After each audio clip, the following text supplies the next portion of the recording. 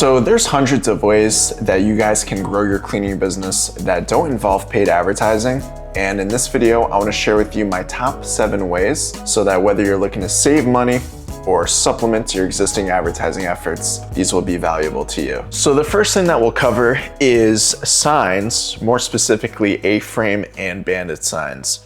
Now, I really like this method because one, it's easy to set up and manufacture, but also it's going to be captivating for people that are walking by. So I don't know about you, but anytime I'm walking down the street and I see a restaurant with an A-frame sign out on the sidewalk, that's the first place that my eye is getting drawn to. So they could have their menus posted on the windows, whatever. I'm still looking at that sign, and I know a lot of people function the same way. So how can you apply this to your cleaning business? Well, you can actually go either the private approach or the public approach. So what do I mean by that? Well, the private approach would be, let's say you're servicing a home or an office space if you're in the commercial space. And while you're servicing that client, you have a A-frame sign that you leave on their driveway or the parking lot.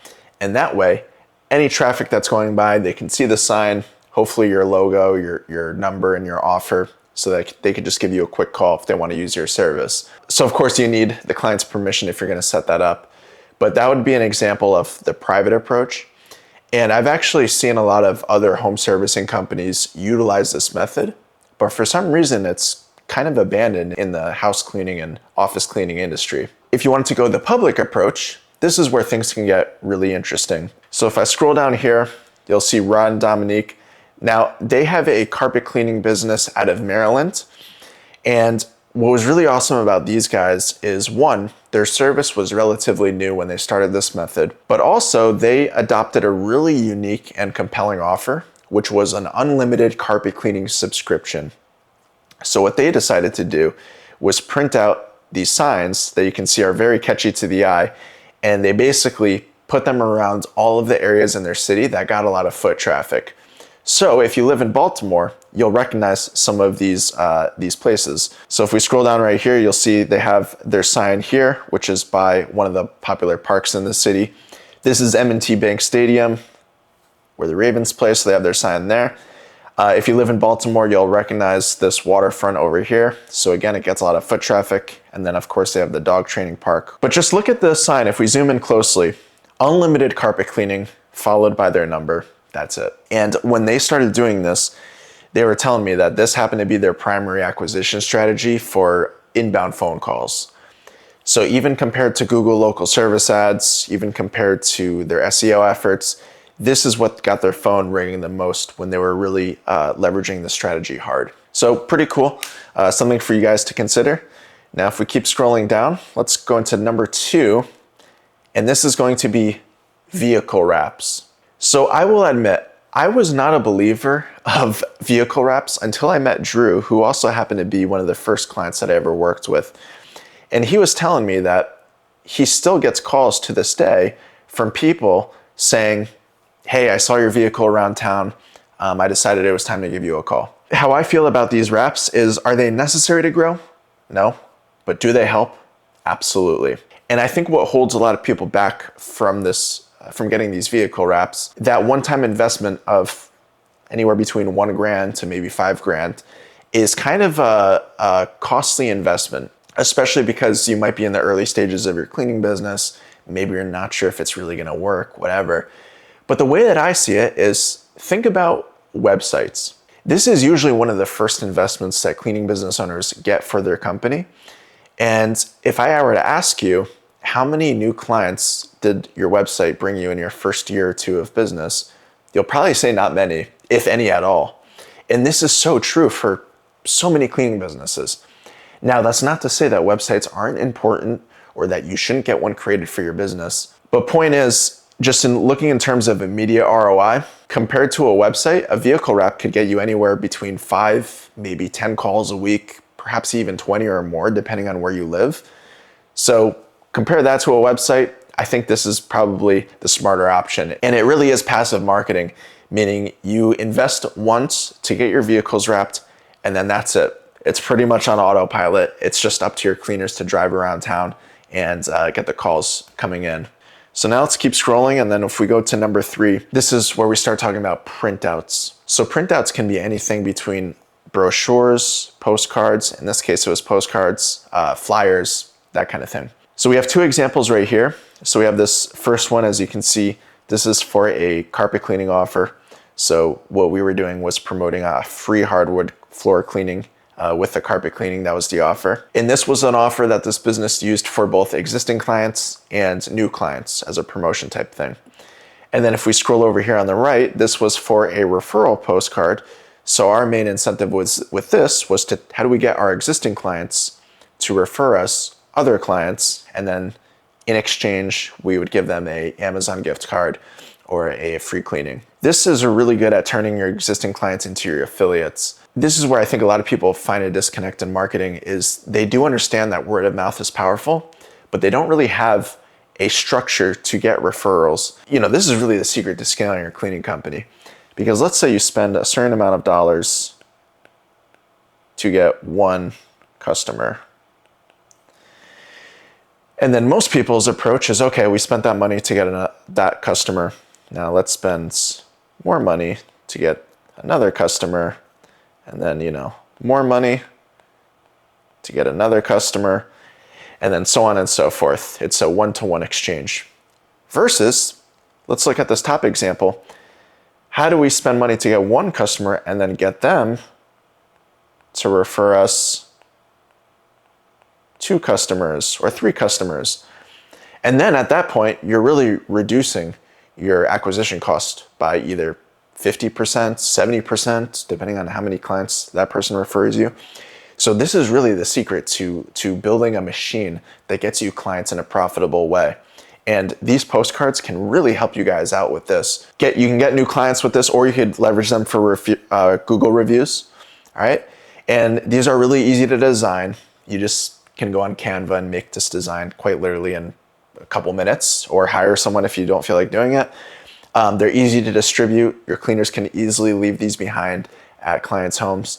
And it's also a great way to stay top of mind to existing customers, because even if they don't refer any friends or family members to you, let's say, if they can keep this postcard on their kitchen counter, on their refrigerator, whatever, it's always, keeping your company top of mind, and they're more likely to use your service more frequently. So moving on, Google Business Profile. Now, I really think that this is a non-negotiable. Even if you, let's say, do none of your marketing online for your cleaning business, you really need a Google Business Profile in today's day and age. And one of the most obvious reasons is because of this guy right here, these reviews. So reviews are one of the most credible marketing sources that you guys can have as a local service-based business. For one, it's going to boost your local SEO efforts.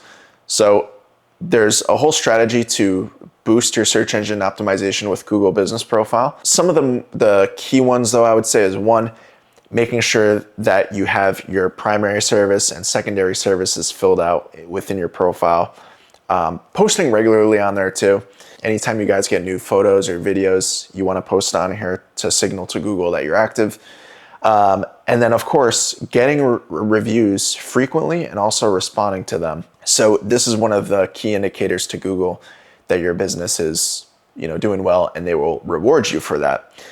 So there's different strategies that you guys can use to get Google reviews. As I mentioned with the previous example with the postcards, that's probably one of the best ones that you guys can start doing today. But having your business profile set up, it's free. So if you don't have one already, go set that up right now. It's really not difficult to do.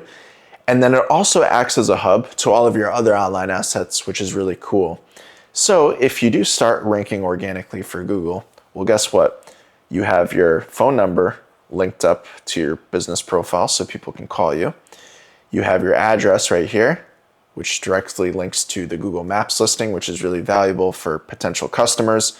You have your website linked. You have your office hours right here, as well as your social media profiles, which are kind of cut off in the screenshot, but those would be, down here somewhere. So a lot of your assets can be linked in this one spot, which is a really cool marketing tool. All right, now as we keep scrolling, let's talk about social media. So I really do feel that social media is the new resume. And today you need to build a brand for your company, because if you don't, you're gonna get eaten alive by all of the other cleaning companies that do have a brand. So there's sort of a checklist system that I like to follow with this to start building your brand on social media.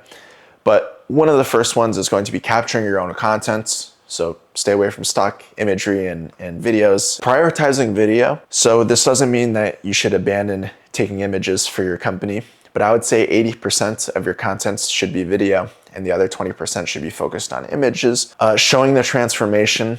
So before and afters are great, but let's also get the during in there too, so people can really see that A to Z transformation. Showing faces. So a lot of people suck on camera or don't feel comfortable on camera, and that's what prevents them from doing it. But guess what? We all do when we start off with. So it's a skill set just like anything else. So I would really encourage you as the business owner to start practicing getting on camera and being that face of the company. And if for whatever reason that's just not feasible, you at least get someone on your company who is sort of comfortable to do this for you. That will be a huge help. And then of course, be consistent. In an ideal scenario, you would be posting on your feed every day. But I found this to be just very difficult for a lot of business owners, especially starting out, to follow. So instead, I would say post on your feed, let's say twice a week. And then for all the other days, at least post on your story every day. And that way you can stay top of mind. And the most powerful thing about social media is that it allows you to guide your audience through the marketing funnel. So if I scroll to this image over here, I'm sure you guys have seen this plenty of times, but this is the classic marketing funnel where you have, the most amount of audience members at this top awareness stage. And then as you bring them down through the funnel, they get closer to becoming a conversion. And then really, ultimately loyalty, which would be, if they sign up for a recurring service and they have a big lifetime value with your company. It's not just a one-time purchase, but really advocacy. That's where the referrals and the word of mouth comes in, because these people are no longer just using your service, they're advocating for your service. And I've seen this, countless times where we'll have, let's say, an Instagram advertising campaign or, Google advertising campaign set up, whatever it is, where we're getting a lot of these visitors coming into the marketing funnel in real time. So what this might look like is, let's say on day one, we have the first ad. So that's what a customer sees. They don't take action, whatever. Then, let's say a couple days later on day 5, that same person sees ad number 2. All right, so now we've built that exposure. We're definitely in front of their face. Still haven't done anything. And then let's say 2 days later on day 7, they see ad number 3. And they give us a follow. All right, so this person still hasn't filled out a form, but they've been seeing our advertisements. Now they're following our profile, whether that's on Facebook, Instagram, TikTok, whatever, and they're seeing all this content, all the stuff we're posting on the feed. They're seeing all these highlights, so they're getting indoctrinated into the brands, perhaps watching our stories, whatever. And then let's say about a week later, on day 12, let's say, they'll see an ad from us for the 4th time, and now they fill out a form or CTA, call to action. All of this is a really common process, and this is a perfect example of guiding that person down the marketing funnel. And thanks to the power of social media, this can be very feasible for a lot of people. So moving on, let's talk about cold outreach, and what I'm specifically referring to here is cold emailing, cold calling, or sending out DMs. And of course, you could throw door knocking into this list as well. But what I like about this strategy throughout all of these things is they're very scalable, actually. So let me just start with cold calling. If I were to ask you, what's the quickest way that you can land a new client today? One of the things that I would assume would be at the top of your list would actually be picking up your phone. Whether that means calling your existing clients and offering them something for a referral, or potentially just going after a completely new audience. So thanks to the internet and all the online directories we have, there's virtually endless options for potential leads for your company or people to call. So all you have to do is find the decision maker and go on Google, go on Yelp, find out the ideal type of avatar that you're going after, whether that's realtors, restaurant owners, country clubs, whatever, and call to speak to that decision maker. Now, what's cool about this is it forces you to get good at appointment setting and sales. So a lot of people don't like cold calling because it's very daunting and people just feel uncomfortable doing it. But I'll tell you what, nothing builds your skin thicker than this. You'll get used to rejection, and you'll also learn how to use persuasion in your script, which will be invaluable for future when you decide to bring on, let's say, a virtual assistant or a sales role to come and do sales for you. It also allows you to record these conversations for future training. So, of course, check with your own local states laws about recording conversations. This is not legal advice, but there's different softwares that you can use these days that record these conversations, and you can listen to them or bring them to your assistant to listen together and do trainings and that type of thing. All right, so moving on, we have cold email. Now, what's great about cold email is you can reach out to hundreds of prospects per day. This is a really scalable way of getting new clients. And there's different softwares that you can use to automate this outreach process, which is really nice. And it's also a good way to test new scripts. So with cold email, especially if you're using one of these softwares, is you could do A/B testing on different hooks, different first liners, different subject lines, and see what gets the best open rate, the best response rate, etc. And that allows you to decide, what does your market actually want?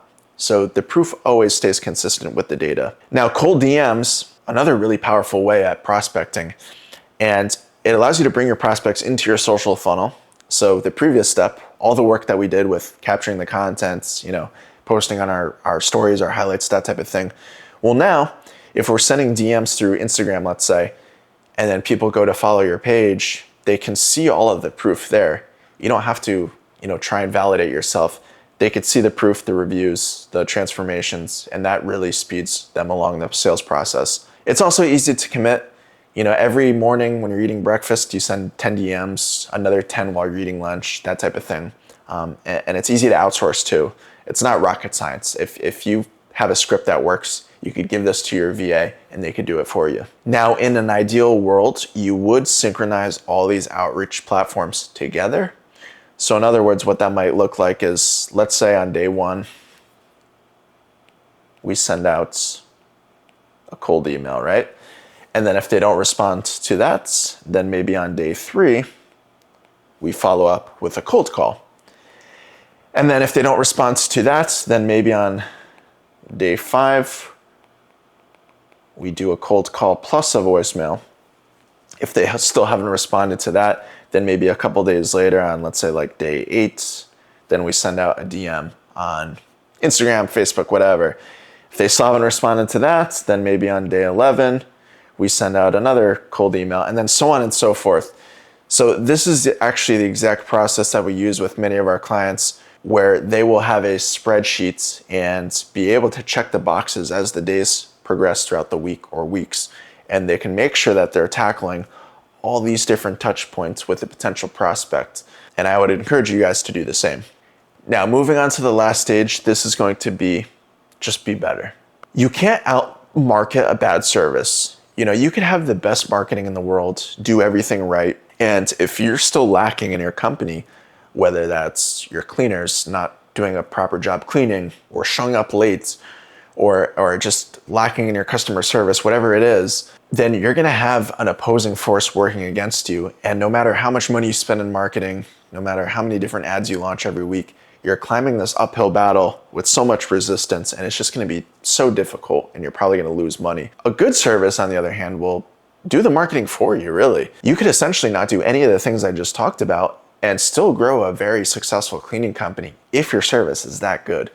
And that's actually how a lot of people do get their footing, is they don't really do all these marketing avenues. They just have a good service. They get a lot of good word of mouth, and that's how people usually get their initial traction. So what can we do to be better? So number 1 is going to be investing into your cleaners. So having a proper vetting process to make sure that you're getting the best of the best, right?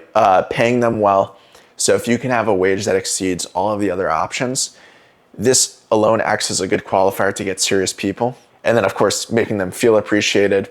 So there's lots of different things that you can do, whether that's like different bonuses, employee of the month type of thing, after work activities. I think that's really important in like a social setting.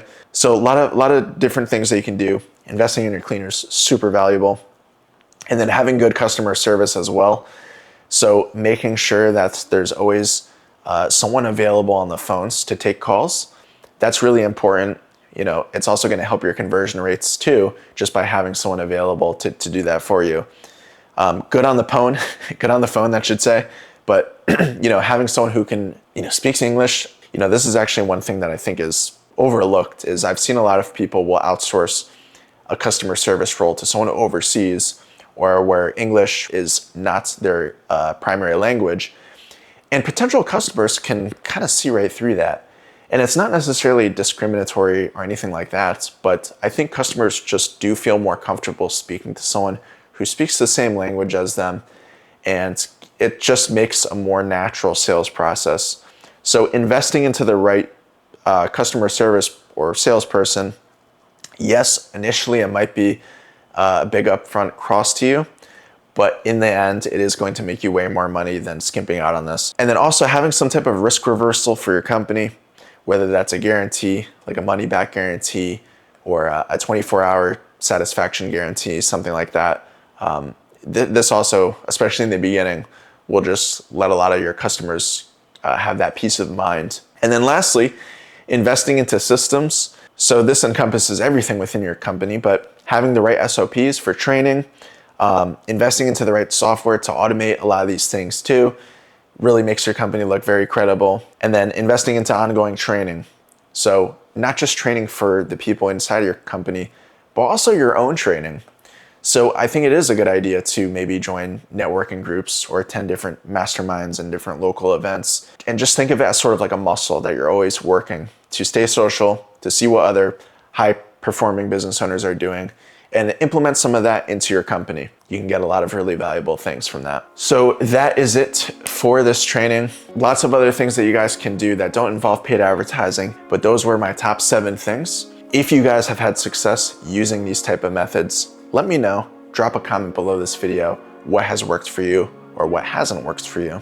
And other than that, thank you guys so much for watching. I'll catch you for the next one.